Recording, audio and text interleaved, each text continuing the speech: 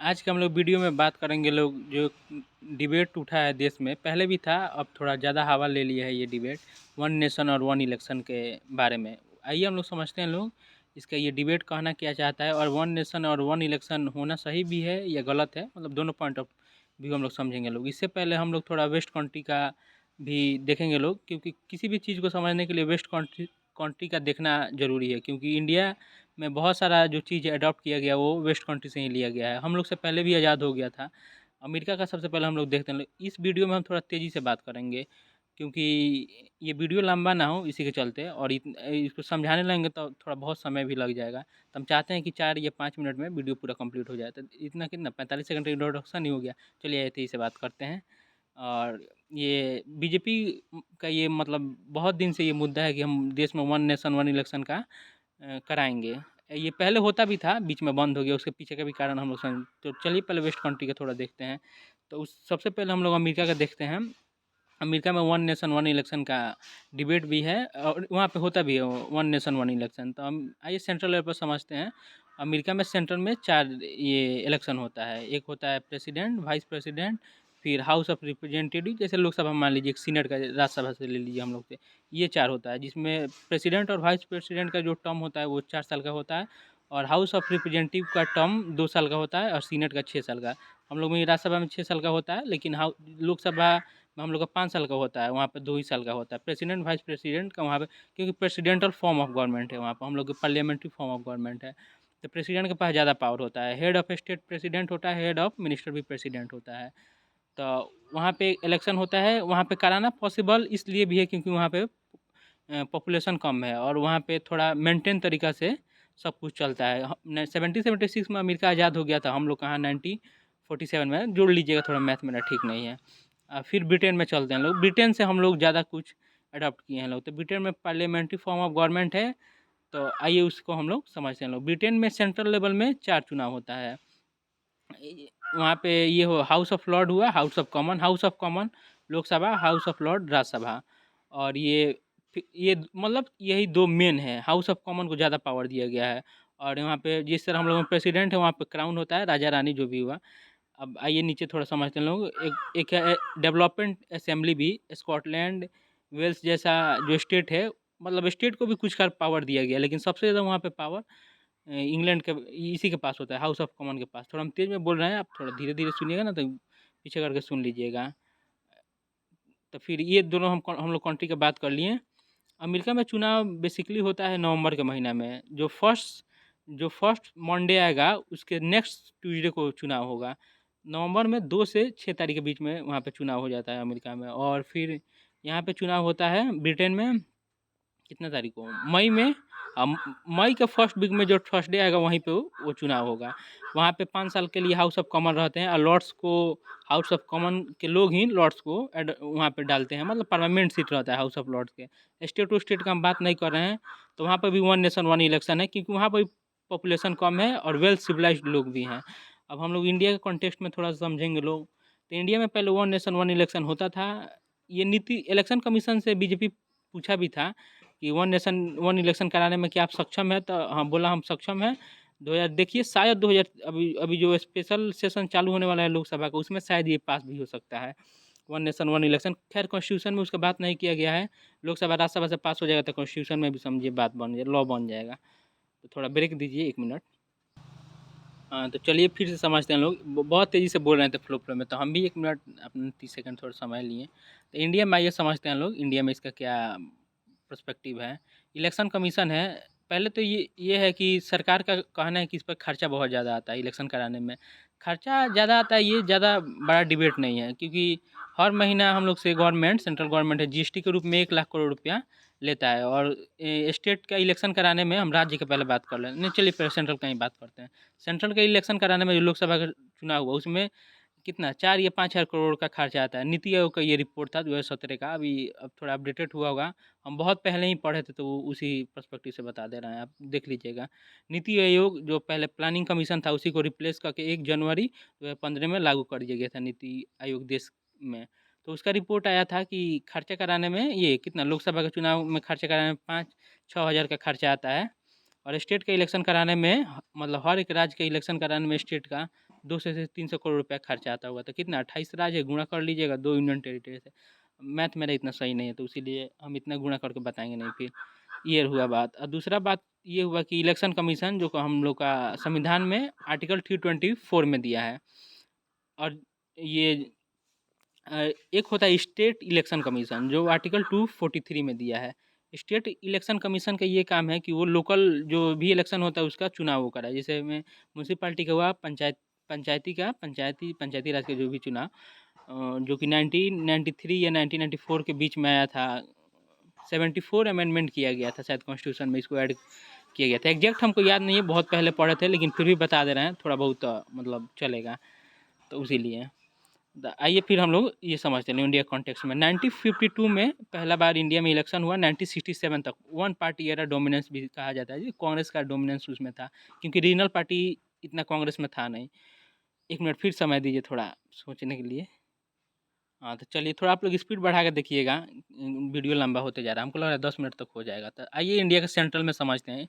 Central में 4 चुनाव होता है। एक होता है प्रेसिडेंट का, वाइस प्रेसिडेंट का, लोकसभा, राज्यसभा, ये 4 होता है, जिसमें से 3 से कोई मतलब नहीं है। डायरेक्ट मतलब डायरेक्ट चुनाव नहीं होता है। प्रेसिडेंट, वाइस प्रेसिडेंट और राज्यसभा के, ये तीनों से हम लोग का कोई मतलब नहीं, जो आम जनता है इस सबसे किसी को कुछ मतलब नहीं है। तो एक रहा लोकसभा का चुनाव। और स्टेट में आइए तो एक होता है विधानसभा, एक होता है विधान परिषद का चुनाव। विधानसभा में डायरेक्ट वोट होता है, विधान परिषद में भी डायरेक्ट वोट नहीं होता है। उसमें टीचर, वार्ड ये लोग, मुखिया उखिया भी देता है लोग, तो उसका भी डायरेक्ट। विधान परिषद का भी चुनाव इनडायरेक्ट चुनाव है। एक हो गया लोकल बॉडी का चुनाव, ये जो हम लोग का गांव में होता है। अगर गांव में रह रहे हैं लोग तो पंचायत का, शहर में रह रहे हैं तो म्यूनसिपालिटी का। तो वो जो चुनाव होता है वो स्टेट कराता है। वो स्टेट का मतलब हाथ में है पावर कि वो आप कराइए या मत कराइए। देखिए पहला बात, यूट्यूब पर जाएगा, इतना एडिटिंग किया नहीं जाएगा, क्योंकि हम ऐसे ही बना कर भी डाल नहीं देंगे। इतना एडिटिंग वोडिंग हमको आता नहीं है, वो मेरा दोस्त है वो कर देता है। तो आर्टिकल 83, आर्टिकल 83 जो कि हम लोग कॉन्स्टिट्यूशन में बोलता है कि अगर मतलब सरकार को लो, कहानी थोड़ा समझाना पड़ेगा, बड़ी प्रॉब्लम हो गया, एक सेकंड। हाँ, तो चलिए देखिए, एडिटिंग होगा नहीं तो कुछ कुछ बात है, आप लोग इग्नोर कीजिएगा, स्पीड बढ़ा के देखिएगा। तो 1952 में इलेक्शन हुआ। 1967 में वन इलेक्शन का जनरल इलेक्शन जिसे हम लोग कहते हैं लोग, ख़त्म हो गया, क्योंकि 1967 में ये 1964 में नेहरू जी मर गए। 1966 में ये लाल बहादुर शास्त्री मरे, फिर इंदिरा गांधी बनी। तो उसके टाइम जब ये दोनों आदमी मर गए, तो उसके बाद कांग्रेस में थोड़ा सा फूट आने लगा। थोड़ा सा क्या, बहुत ज़्यादा फूट आने लगा कांग्रेस में। उसी के चलते कांग्रेस का भी दो टुकड़ा हो गया, हो कांग्रेस आर, एक हो गया कांग्रेस ओ मतलब मोनार्जी देसाई, संजीवा रेड्डी, ये लोग आर, ये कांग्रेस इंदिरा गांधी वाला आर बन गया था। तो 1960, हाँ 1969 में पूरा मतलब कांग्रेस दो हिस्सा में बट गया। पहले अंदर ही चलता था तनी मुनी, फिर ये 1969 में पूरा दोनों बट गया, मतलब कांग्रेस दो हिस्सा में बट गया। उसके बाद से इंदिरा गांधी बहुत ज़्यादा लगी पावर का मिसयूज करने, बहुत ज़्यादा। आर्टिकल 356 जो स्टेट इमरजेंसी का बात करता है, जहाँ पे उनका सरकार नहीं बनता था वो लगा के फिर से इलेक्शन कराने लगती थी। तो 1967 में जब इलेक्शन हुआ, फिर उससे 5 साल होना चाहिए था 1972 में। कितना, 3 2 5, हाँ 1972 में। लेकिन उनको लगा कि हम 1971 में ही इलेक्शन करा लें, तो 1971 में ही इलेक्शन करा करा ली। हाँ, तो 8071 में ही वो इलेक्शन करा ली थी, क्योंकि 8071 में बांग्लादेश का भी, बांग्लादेश से पाकिस्तान से हम लोग बांग्लादेश का आज़ाद कराए थे। तो उनको लग रहा था कुछ टाइम मतलब जीत जाएंगी, तो इसीलिए वो इलेक्शन करा ली। तो वहीं से सबसे पहले गड़बड़ हो गया। 1967 तो सांस चलता था, फिर कायदे से 1872 में इलेक्शन 1972 में इलेक्शन कराना चाहिए था, लेकिन उस टाइम वो नहीं करा के 8071 में करा ली। 1 साल तो ये पीछे हो गया, तो वहाँ से गड़बड़ हो गया। और ये हम लोग को ये कॉन्स्टिट्यूशन में पावर भी दिया गया है। आर्टिकल कितना, आर्टिकल 85, हाँ आर्टिकल 85, जो कि सेंट्रल में कहता है कि जब भी मतलब पीएम चाहे अपने चॉइस से, तब वो इलेक्शन फिर से करा सकते हैं देश में। मतलब लोकसभा को भंग करके और इलेक्शन कराया जा सकता है जब उनको लगे। तो प्रेसिडेंट के पास जाएगा प्रस्ताव, साइन उन करके इलेक्शन हो जाएगा। और फिर ये आर्टिकल कितना, 175, जो कि स्टेट में बोलता है अगर सीएम चाहे तो अपने चॉइस से इलेक्शन करा सकता है विधानसभा को भंग करके। तो उस तरह उस पावर का इस्तेमाल करके इंदिरा गांधी इलेक्शन करा ली 80 कितना 1971 में। और फिर वहाँ पे गड़बड़ हुआ, फिर गड़बड़ हुआ जब इमरजेंसी लग गया। तो फिर कितना 71 में हो तो 76 में होना चाहिए था इलेक्शन फिर से 5 साल के लिए। तो फिर 77 में इलेक्शन हुआ, तो वहाँ पर भी ये गड़बड़ हो गई। तो वहाँ से थोड़ा आगे पीछे होते होते रहा, और फिर से बहुत सारा रीजनल पार्टी भी डेवलप्ड हो गया था इंडिया में। तो उसी के चलते मतलब छोटा-छोटा पार्टी बहुत सारा बन गया था।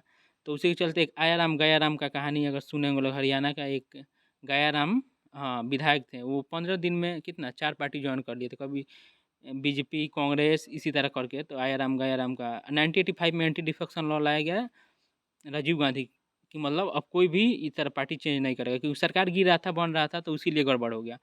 अब आप लोग इतना बात समझ गए, हम बहुत तेज़ में बोलेंगे, थोड़ा धीरे-धीरे सुनिएगा, स्पीड नहीं बढ़ाइएगा तभी भी काम चलेगा। आइए मतलब ओवरऑल बात को समझते हैं कि वन नेशन वन इलेक्शन का कॉन्सेप्ट कराना ठीक रहेगा या नहीं रहेगा। तो वन नेशन वन इलेक्शन का कराना मतलब इस तरह नहीं हो सकता। एक तो पहले आप लोकसभा और विधानसभा के एक साथ करा लीजिए, क्योंकि लोकसभा का तो एक ही बार होता है, पूरा इंडिया में एक ही बार होता है। और ये विधानसभा का उसके साथ में करा लीजिए, या सिर्फ एक बार आप लोकसभा का करा लीजिए और साथ में विधानसभा और जो लोकल बॉडीज़ का चुनाव होता है, पंचायती राज, म्यूनसिपैलिटी, ये दोनों करा लीजिए।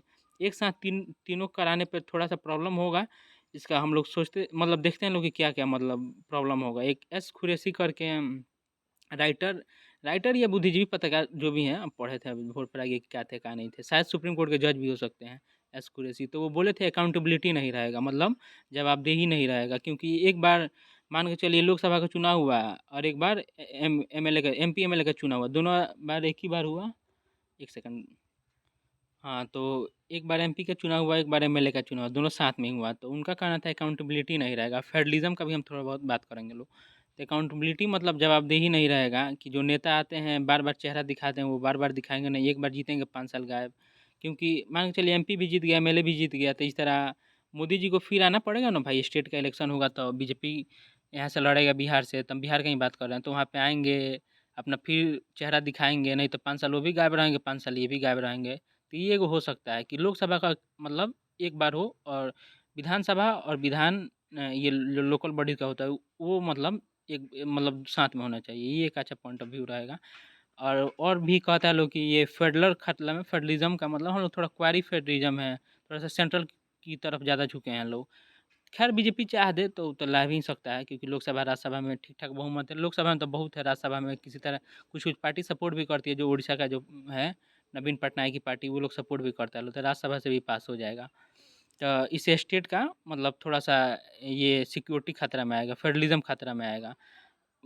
जाहिर सी बात है, क्योंकि जब लोकसभा और विधानसभा का चुनाव एक बार होगा तो एक ही आदमी के नाम पे पूरा चुनाव हो जाएगा, तो मतलब उसको थोड़ा सा मिसकैलकुलेट भी किया जा सकता है, क्योंकि मोदी एमपी के चुनाव में बस मोदी, तो राज्यसभा का भी चुनाव होगा तो उसी में मोदी मोदी मोदी, उसमें मुख्यमंत्री अपना कोई काम नहीं गिनवाएगा, सेंट्रल में हो रहा है उसी के साथ गो विथ फ्लो। तो यहाँ पे एक प्रॉब्लम हो सकता है। हम बात समझ में आया होगा ये मतलब। और क्या बीजेपी क्या-क्या कहता है कि वहाँ पे इलेक्शन कराने में ज़्यादा पैसा खर्चा होता है, स्टाफ का मतलब इतना ज़्यादा बिज़ी रहता है, देश का डेवलपमेंट नहीं होता है। ज़ाहिर-सी बात है, नीति आयोग का एक रिपोर्ट भी आया था कि 2017 में आया था कि लगातार 30 साल से हम लोग हर साल इलेक्शन कहीं न कहीं पे होता भी है। तो ये ठीक है, 2 बार इलेक्शन देश में हो जाएगा, एक बार राज्यसभा का और लोकल बॉडीज़ का, पंचायत और म्युनिसिपैलिटी का, एक बार लोकसभा का। एक बार लोकसभा का, एक बार इस तरह हो जाएगा, बस ये सही है। अब वैसे आपको बात समझ में आ गया हो, नहीं समझ में आया हो तो थोड़ा रिमाइंड करके देखिएगा। Thank you. चैनल को लाइक और सब्सक्राइब ज़रूर कीजिएगा।